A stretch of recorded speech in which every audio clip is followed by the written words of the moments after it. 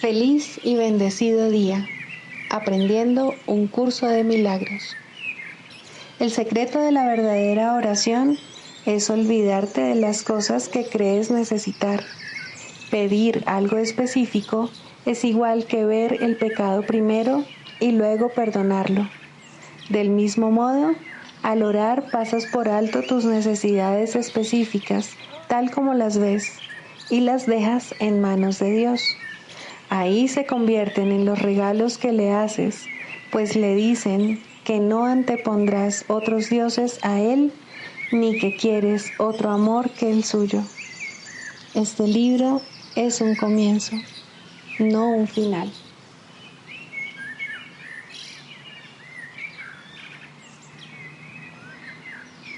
Del prefacio, que postula, párrafo 8. Las relaciones especiales que se establecen en el mundo son destructivas, egoístas e infantilmente egocéntricas. Mas, si se le entregan al Espíritu Santo, pueden convertirse en lo más sagrado de la tierra, en los milagros que señalan el camino de retorno al cielo. El mundo utiliza las relaciones especiales como el último recurso en favor de la exclusión y como una prueba de la realidad de la separación. El Espíritu Santo las transforma en perfectas lecciones de perdón y las utiliza como un medio para despertarnos del sueño. Cada una representa una oportunidad de sanar nuestras percepciones y de corregir nuestros errores. Cada una es una nueva oportunidad de perdonarnos a nosotros mismos, perdonando a otros. Y cada una viene a ser una invitación más al Espíritu Santo y al recuerdo de Dios.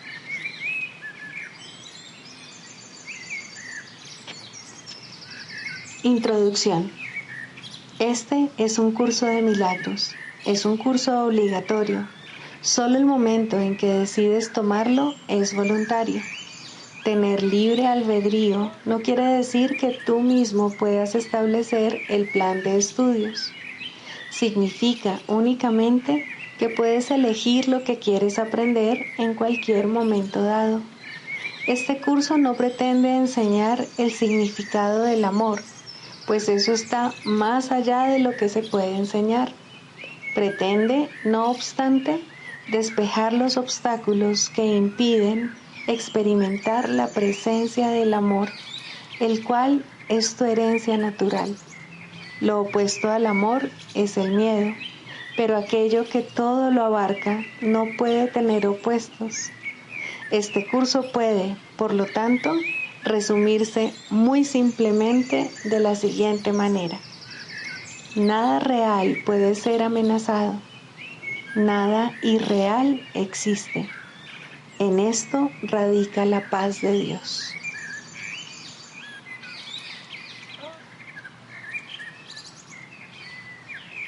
Capítulo 1. El significado de los milagros. Primero, principios de los milagros. Principio 27. Un milagro es una bendición universal de Dios a todos mis hermanos por mediación mía. Perdonar es el privilegio de los perdonados.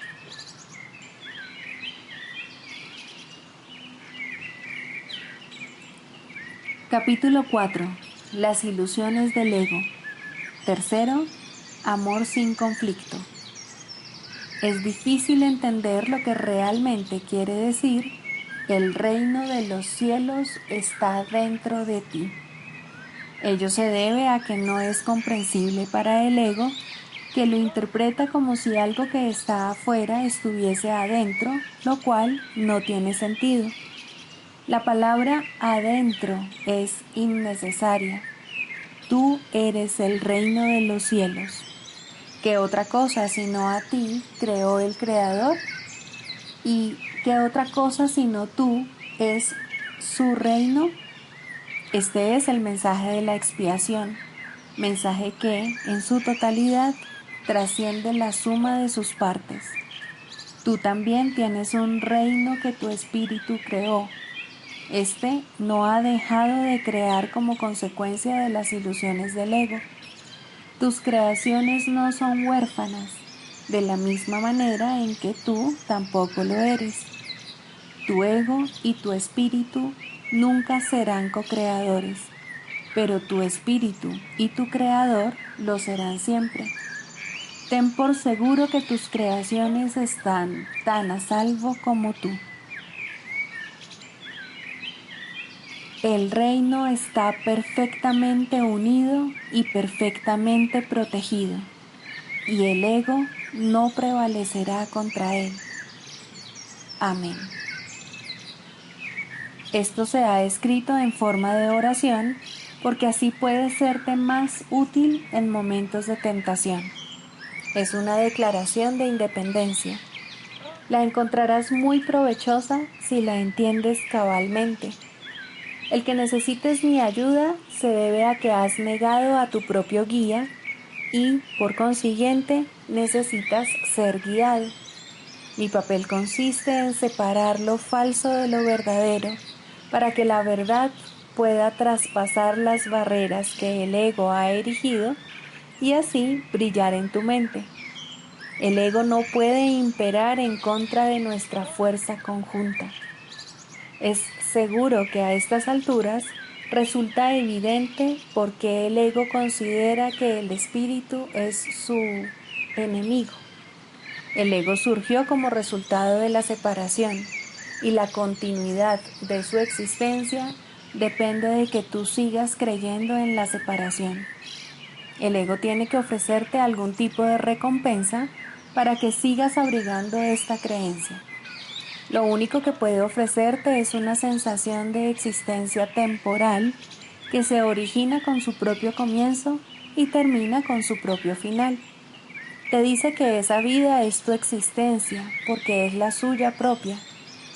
Frente a esta sensación de existencia temporal, el espíritu te ofrece el conocimiento de la permanencia y de la inmutabilidad del estado de ser. Nadie que haya experimentado la revelación de esto puede volver a creer completamente en el ego otra vez. ¿Cómo iba a poder imperar su miserable oferta por encima del glorioso regalo que Dios te hace? Tú que te identificas con el ego, no puedes creer que Dios te ame. No amas lo que hiciste, y lo que hiciste no te ama a ti.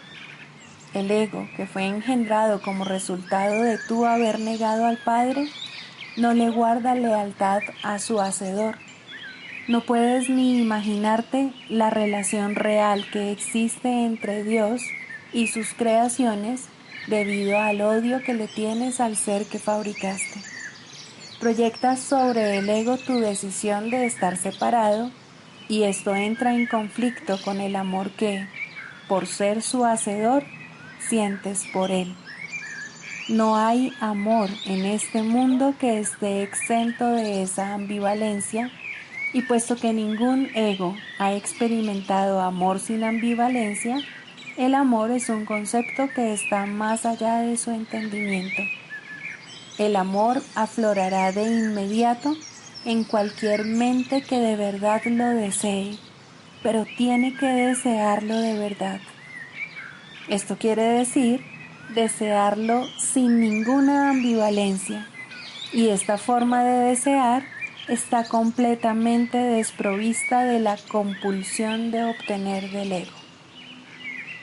Existe una clase de experiencia tan diferente de todo lo que el ego pudiera ofrecerte que nunca más querrás volver a encubrirla u ocultarla. Es necesario repetir que tu creencia en la oscuridad y en la ocultación es la razón de que la luz no pueda pasar. La Biblia hace referencia frecuentemente a las inconmensurables dones que te aguardan, pero que tienes que pedir. Esta no es una condición como las que el ego establece, sino que es la gloriosa condición de lo que tú eres. Ninguna fuerza, excepto tu propia voluntad, es lo suficientemente fuerte o digna como para poder guiarte. En esto eres tan libre como Dios, y así será eternamente. Pidámosle al Padre en mi nombre que te mantenga consciente de su amor por ti y del tuyo por Él. Él nunca ha dejado de responder a este ruego, pues lo único que éste pide es lo que su voluntad ya ha dispuesto. Quienes piden sinceramente siempre reciben respuesta. No debes anteponer otros dioses a Él, porque no hay otros dioses. ¿Nunca se te ha ocurrido realmente renunciar a todas las ideas que jamás hayas tenido que se oponen al conocimiento? Conservas miles de retazos de temor que le impiden la entrada al Santísimo. La luz no puede filtrarse a través de los muros que levantas para obstruir su paso, y nunca estará dispuesta a destruir lo que tú has hecho. Nadie puede ver a través de un muro, pero yo puedo transponerlo. Mantente alerta contra los retazos de miedo que aún conservas en tu mente, o, de lo contrario, no podrás pedirme que lo transponga. Solo puedo ayudarte, tal como nuestro Padre nos creó. Te amaré, te honraré y respetaré absolutamente lo que has hecho, pero no lo apoyaré a menos que sea verdad. Nunca te abandonaré, tal como Dios tampoco te abandonará, pero tengo que esperar mientras tú continúes eligiendo abandonarte a ti mismo.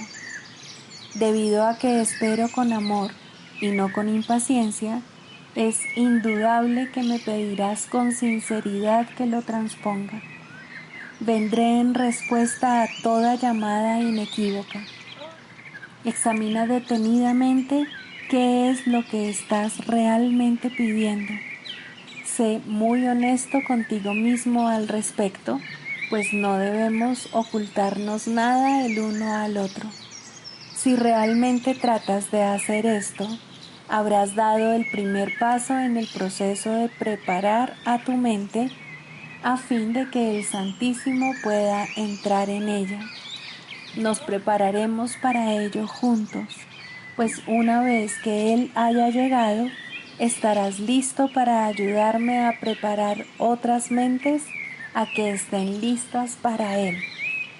¿Hasta cuándo vas a seguir negándole su reino? En tu propia mente, aunque negada por el ego, se encuentra la declaración que te hará libre.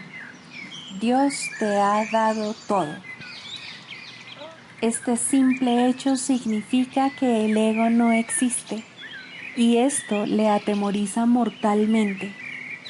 En el lenguaje del ego, tener y ser significan dos cosas distintas, si bien para el Espíritu Santo son exactamente lo mismo.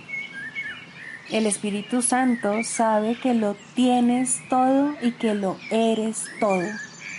Cualquier distinción al respecto es significativa solamente cuando la idea de obtener, que implica carencia, ha sido previamente aceptada.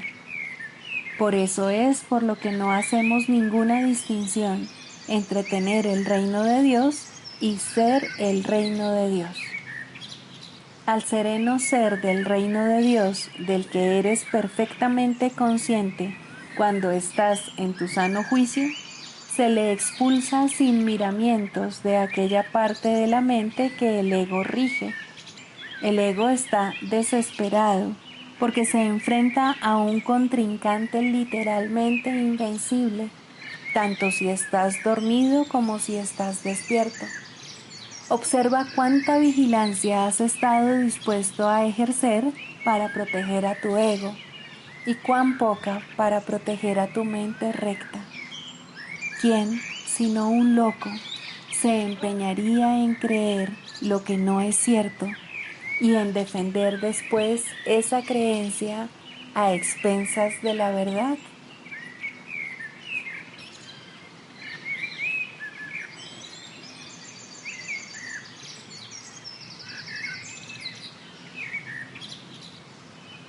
Libro de ejercicios, lección 205. No soy un cuerpo, soy libre, pues aún soy tal como Dios me creó. Deseo la paz de Dios. La paz de Dios es lo único que quiero. La paz de Dios es mi única meta, la mira de todo mi vivir aquí, el fin que persigo, mi propósito, mi vida y mi función, mientras habite en un lugar que no es mi hogar. No soy un cuerpo, soy libre, pues aún soy tal como Dios me creó.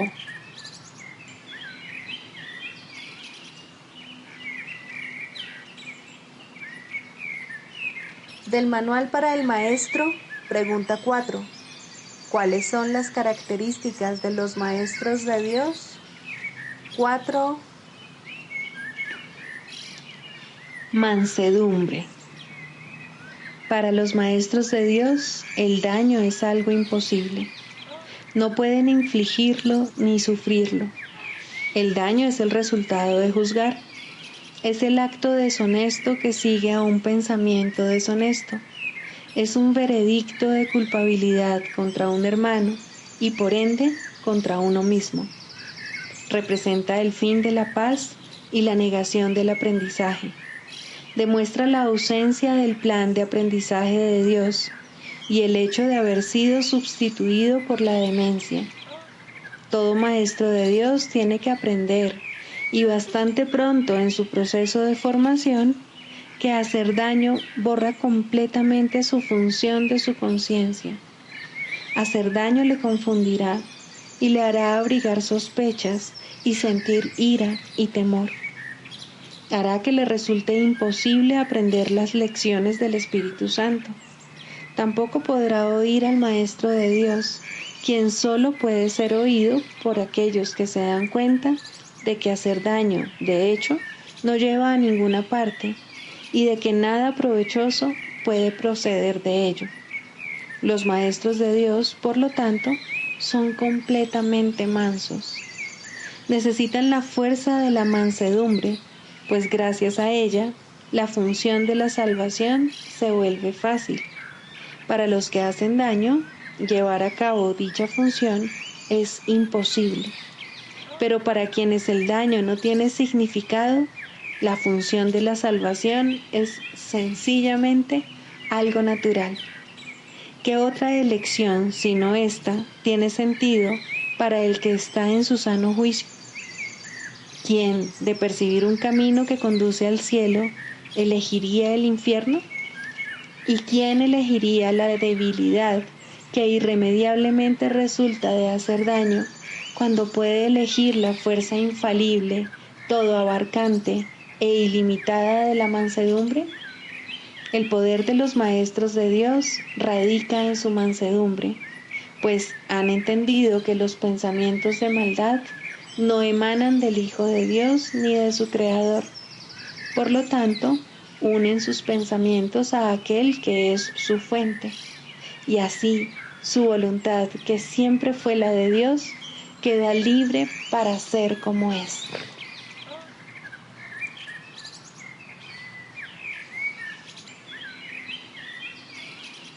Manual para el Maestro, pregunta 24.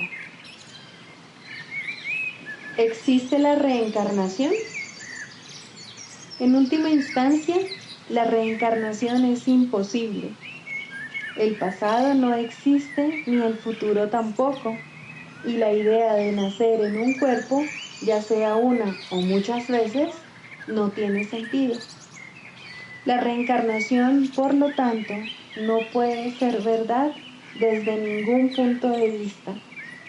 Nuestra única pregunta debería ser: ¿Es un concepto útil? Y eso depende, por supuesto, del uso que se le dé.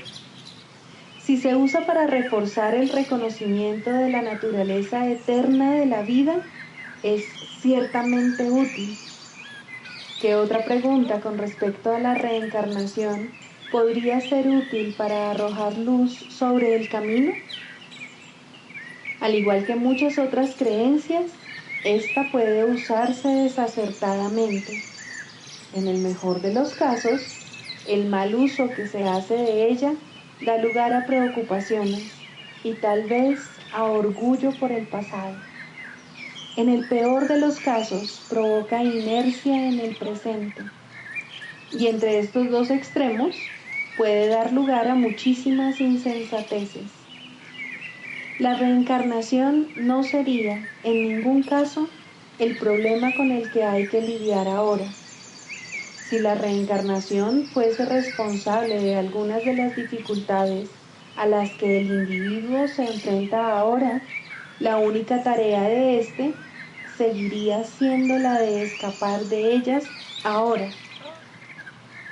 Si lo que está haciendo es sentando las bases para una vida futura, aún así solo puede solventar el asunto de su salvación ahora. Puede que algunos hallen consuelo en el concepto, y si ello los consuela, su valor es evidente. Lo cierto es, sin embargo, que tanto los que creen en la reencarnación como los que no, pueden encontrar el camino que conduce a la salvación. Por lo tanto, no puede considerarse que sea una idea esencial en el programa de estudios. Siempre existe cierto riesgo en ver el presente en función del pasado, mas siempre hay algo bueno en cualquier pensamiento que refuerce la idea de que la vida y el cuerpo no son lo mismo. Para nuestros propósitos, no sería útil adoptar una postura definitiva al respecto. Un maestro de Dios debe ser igualmente útil para los que creen en la reencarnación como para los que no. Exigirle una postura definitiva simplemente limitaría su utilidad, así como su propia capacidad de decisión. Nuestro curso no se ocupa de ningún concepto que no sea aceptable para cualquier persona, independientemente de sus creencias previas. Bastante tendrá con lidiar con su ego como para añadir controversias sectarias a su carga. Tampoco sería ventajoso que alguien aceptara el curso prematuramente solo porque éste apoya una creencia que él ha albergado por mucho tiempo. No puede hacerse demasiado hincapié en el hecho de que lo que el curso se propone es una completa inversión del pensamiento. Cuando esto finalmente se logre, cuestiones tales como la validez de la reencarnación dejarán de tener sentido. Hasta entonces, es probable que sean simplemente motivo de controversia. El Maestro de Dios, por lo tanto, hará bien en alejarse de todas esas cuestiones, ya que aparte de ellas es mucho lo que tiene que enseñar y aprender.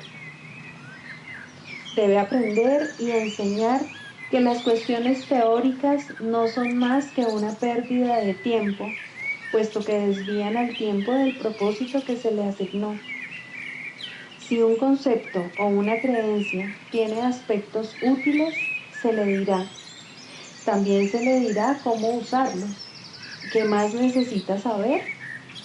¿Quiere decir esto que el Maestro de Dios no debe creer en la reencarnación ni discutirla con otros que sí creen en ella? Por supuesto que no. Si él cree en la reencarnación, sería un error que renunciase a su creencia a menos que su maestro interno así se lo aconsejase. Y eso es muy poco probable. Es posible que se le indique que está haciendo un mal uso de la creencia, de tal manera que ello resulta perjudicial tanto para el progreso de su alumno como para el suyo propio. En ese caso, se le recomendaría una reinterpretación, puesto que ésta sería necesaria.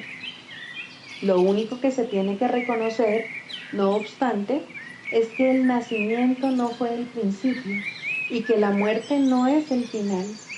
Mas ni siquiera esto se requiere del principiante. Él solo necesita aceptar la idea de que lo que sabe no es necesariamente todo lo que es posible aprender. Su jornada habrá comenzado. El énfasis de este curso es siempre el mismo. En este momento es cuando se te ofrece total salvación y en este momento es cuando puedes aceptarlo. Esa sigue siendo tu única responsabilidad. La expiación se puede equiparar a la escapatoria total del pasado o a la total falta de interés por el futuro. El cielo está aquí, no existe ningún otro lugar. El cielo es ahora, no existe ningún otro tiempo. Los maestros de Dios no se interesan por ninguna otra enseñanza que no conduzca a esto. Todas las creencias apuntan a ello si han sido interpretadas correctamente. En este sentido, se puede decir que su verdad está determinada por el provecho que resulte de ellas. Todas las creencias que facilitan el progreso se deben respetar. Este es el único criterio que este curso requiere. No se requiere nada más.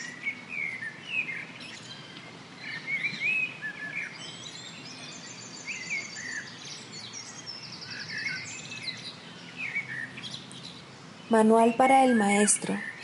Clarificación de términos. 6. El Espíritu Santo.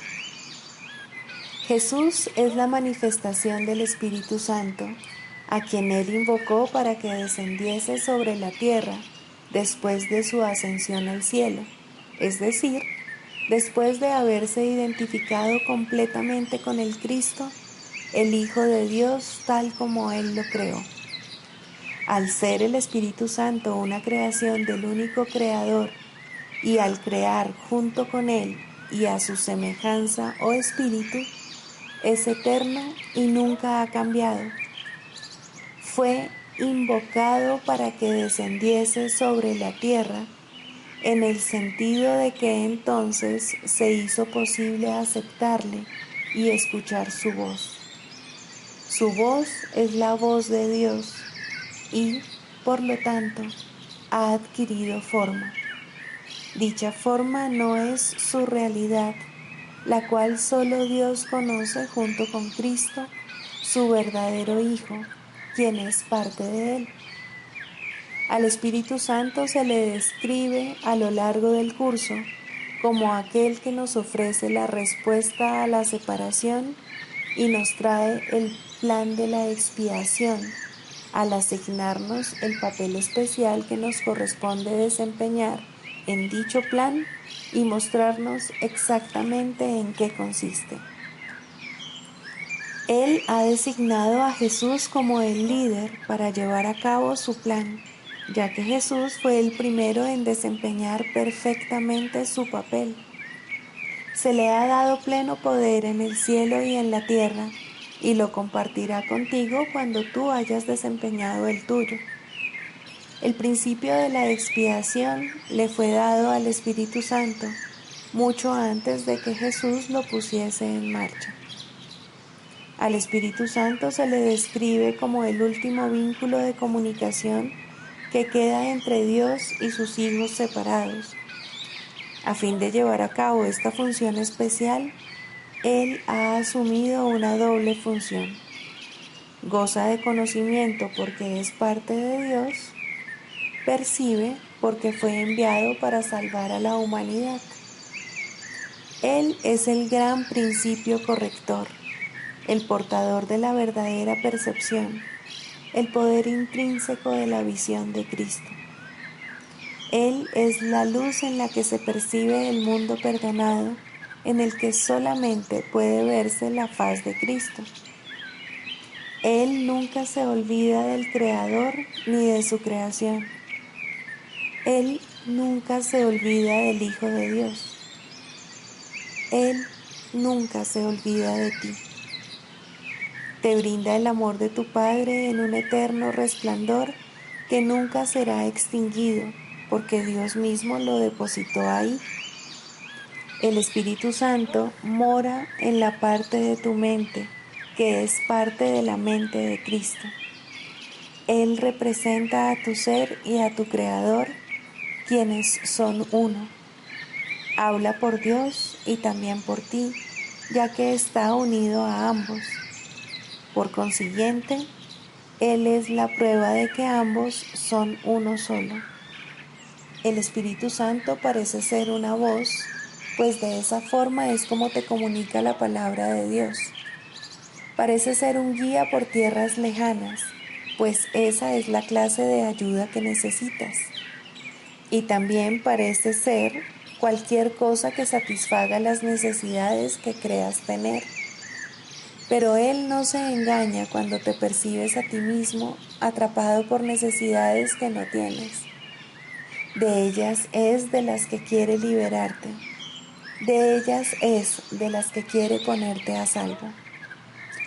Tú eres su manifestación en este mundo. Tu hermano te invoca para que seas su voz junto con él. Por sí solo no puede ser el ayudante del Hijo de Dios, pues por sí solo no tiene ninguna función. Pero unido a ti es el resplandeciente Salvador del mundo, cuyo papel en la redención de éste tú has completado. Él te da las gracias a ti y a tu hermano, pues te elevaste con Él cuando Él empezó a salvar al mundo, y estarás con Él cuando el tiempo haya cesado y ya no quede ni rastro de los sueños de rencor en los que bailabas al compás de la exangüe música de la muerte, pues en su lugar se oirá el himno a Dios por unos momentos más. Y luego ya no se oirá más la voz, ya que no volverá a adoptar ninguna forma, sino que retornará a la eterna amorfía de Dios.